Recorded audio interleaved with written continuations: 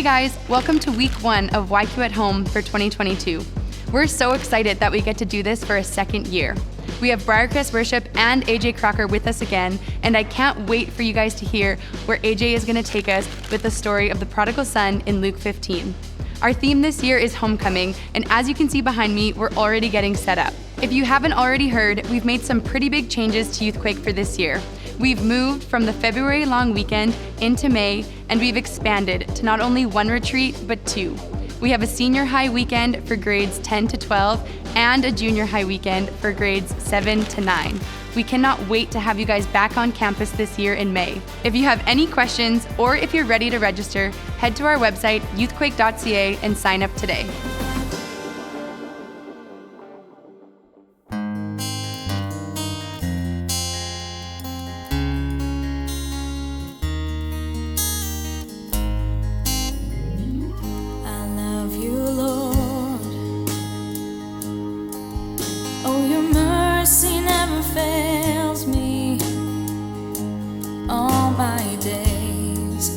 I've been held in your hands from the moment that I wake up until I lay my head. I will sing of the goodness of God. All my life you have been faithful. All my life you have been so, so good. With every breath that I am able, yes, I will sing of the goodness of God. I love your voice. You have led me through the fire. Darkest night, you are close like no other. I've known you as a father, I've known you as a friend, and I have lived in the goodness of God. All my life you have been faithful. All my life you have been so, so good. With every breath that I am able, yes, I will sing of the goodness of God.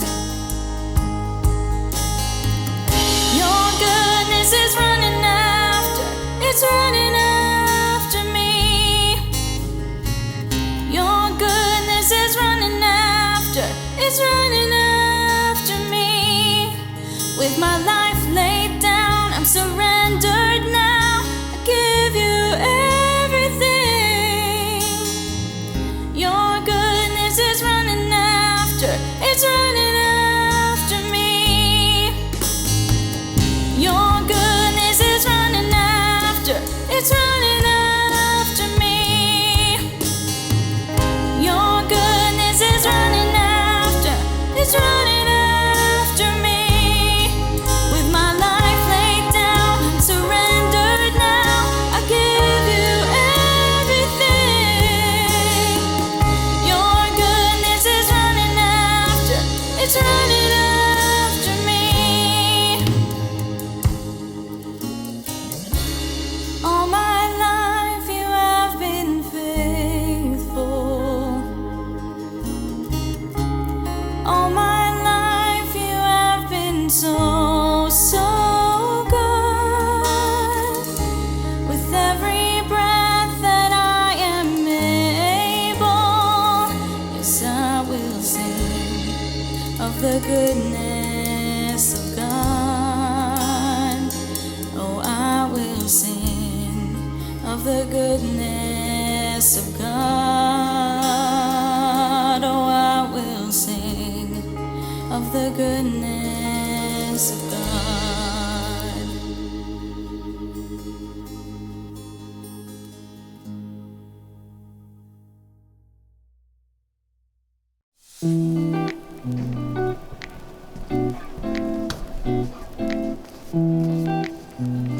word home means something different to all of us. My wife Cheryl spent from kindergarten to marriage in the same house, the same room, the same address. It's where she felt safe, where she felt she truly belonged. For me, I lived in 7 different houses, 4 different provinces. I went to 5 different elementary schools. My family moved around a lot. And so for me, home was really this feeling of the relationships in my family. It was more of an internal thing where I felt when I was around those people, I felt truly at home. Your first discussion question today is, where do you feel the most at home? I probably feel most at home either with my family or probably with my cat and dog. Playing basketball with my brothers and friends. Either when I'm with my brother and my mom or when I'm like reading in a small little corner. I probably feel most at home at my farm. I know the land, and it's just a nice feeling to know what's gonna be over the next hill. I feel most at home with my family and my parents especially.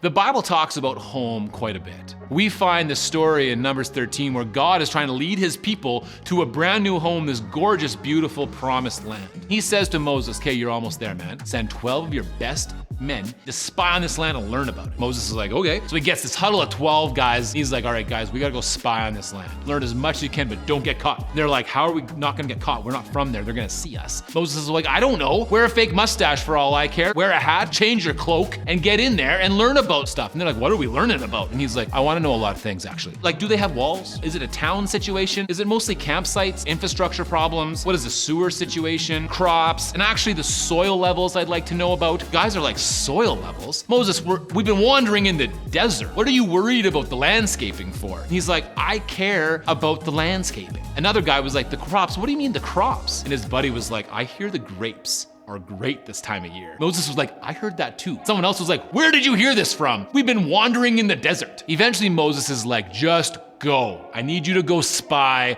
on this land. So they go. They're disguised. They're doing whatever they can to make sure they don't get caught. And I'll tell you this much. If there were 12 rando dudes in fake mustaches and hats walking down my street, I'd be calling the police. But these guys made it the whole 40 days. They found some crazy things. They found these grapes that were huge. It took 2 dudes to lift up the cluster of grapes to carry it back to Moses. They found pomegranates. They found the best figs they had ever seen in the world. They went back to say this land was flowing with milk and honey. I want to know what is going on with the bees and the cows in this land that the milk is just flowing. Is this a Willy Wonka situation? Hey, look at my river of honey. And would you like to see my waterfall of milk? Cows are at the top just like, what are we even doing? So they stayed for 40 days in this land. They explored everything. They also ran into some people though, and they were giants. They were so big, one dude said it made him feel like a grasshopper. The 12 dudes go back to their home to their people. They bring back the grapes. They give everyone figs, the pomegranates that they were asking for. And they say to Moses, Moses, trees are great there. 2 of the guys were all in. They said, we can take this. God's on our side. We can take this as our land and make this our home. But 10 of them were scared. 10 of them said, we'll never make it. We should have just died in Egypt. I can't believe God's doing this to us. We will never beat these guys. I felt like a grasshopper. They start this whisper campaign amongst the Israelites. We're gonna die, and everyone's wailing and saying, we should never have come. Moses and Aaron are so frustrated. Caleb and Joshua are like, we could do it. We gotta go. And then everyone tried to stone them. They decided not to go. They were scared, and it held them back from something really incredible. And they continued to wander in the desert for years and years to come. When is the last time fear made you miss out on something really good? One time at a fair, there was this camel that we could have rode, and I was too scared to, so I missed out on riding on a camel. Probably joining youth groups. My mom's kind of been encouraging it for a while now, but I just haven't done it because I've been scared of how people will think of me, like on my hockey team. And I've been too scared to do a lot of things, as in like join worship team. Still haven't done that. Way too scared to do that. For like the past 4 years, I've been asked to lead my worship team, but I just have always been too afraid to get up and sing and lead. One time I was at a camp and there was an option to go ziplining, and I didn't go, and I've regretted it every day since.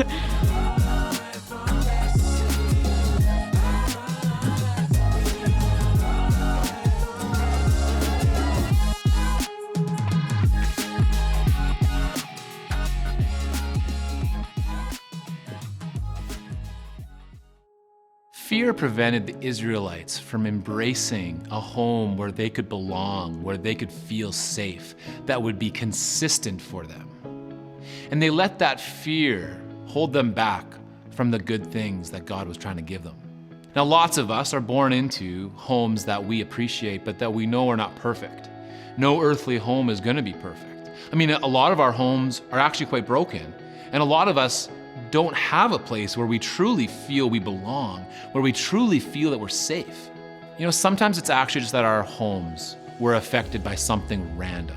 So 3 years ago, my dad was putting away his Christmas decorations and put his ladder up into the attic door. As he was carrying Mary and Joseph up the ladder bent, pulled out of the attic door, and sent him flying. And he hit his head on the concrete really hard. His neighbor found him wandering the yard and called 911 and got him to the hospital as fast as he could. His town's hospital said this is too serious, rushed him to the next town's hospital. That hospital said he's got to get to Edmonton, put him in a helicopter, flew him to Edmonton. And for days we sat in that hospital not knowing if he'd ever come back to us. That shook the foundation of our home, of the relationships that make up what I feel to be where I belong. 2 years later, we had a similar call come in, and this time it was my mom. My mom's chest was hurting and she drove herself to the hospital, and they checked her out and rushed her to the next town, and the next town said this is too serious, put her in the same helicopter, flew her to the same hospital in Edmonton where she went under a 7-hour heart surgery. All those hours we sat outside worried that we would never see her again. In those moments that life throws at us, where everything about our home is shaking and uncertain, we realize that the earthly homes that we depend upon can vanish like that. So when I read in the Bible about Jesus making a home for us, one that we can count on and depend on, regardless of what life throws at us, well, that actually makes me feel a lot better after watching my family shake through these experiences.